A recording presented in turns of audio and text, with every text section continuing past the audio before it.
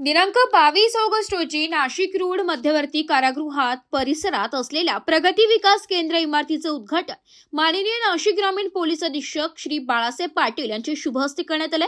या केंद्रात कैद्यांनी स्वतः तयार केलेल्या शाडू मातीच्या पर्यावरणपूरक गणेश मूर्ती प्रदर्शन आणि विक्रीसाठी उपलब्ध करून देण्यात आल्या।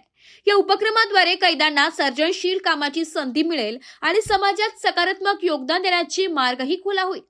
या प्रसंगी पोलीस अधीक्षक श्री पाटील म्हणाले की कैद्यांमध्ये सुधारणा आणि पुनर्वसन हे कारागृह विभागाचे मुख्य उद्दिष्ट आहे। अशा उपक्रमांद्वारे कैद्यांमध्ये कौशल्य विकास, आत्मविश्वास आणि समाजाभिमुख विचारसरणी रुजवली जाते। पर्यावरणपूर्वक गणेश मूर्ती बनवून रोजगार भुईमुख प्रशिक्षणासोबतच कैद्यांना समाज कल्याणाचा संदेशही दिला जाते। या कार्यक्रमात तुरुंग अधिकारी, कर्मचारी आणि कैद्यांनी उत्साहाने सहभाग घेतला।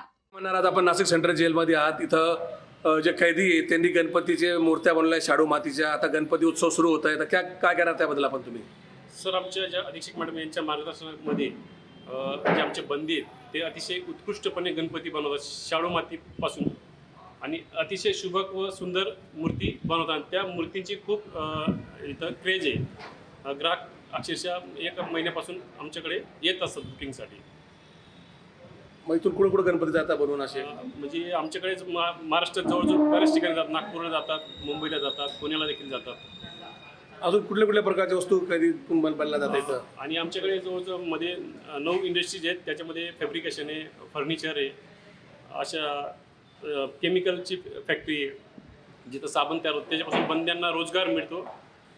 आणि त्याचं आपलं नाव काय दादा? माझं नाव भगवान महाले सर। वृत्तसंकलन विभाग, AB न्यूज, नाशिक।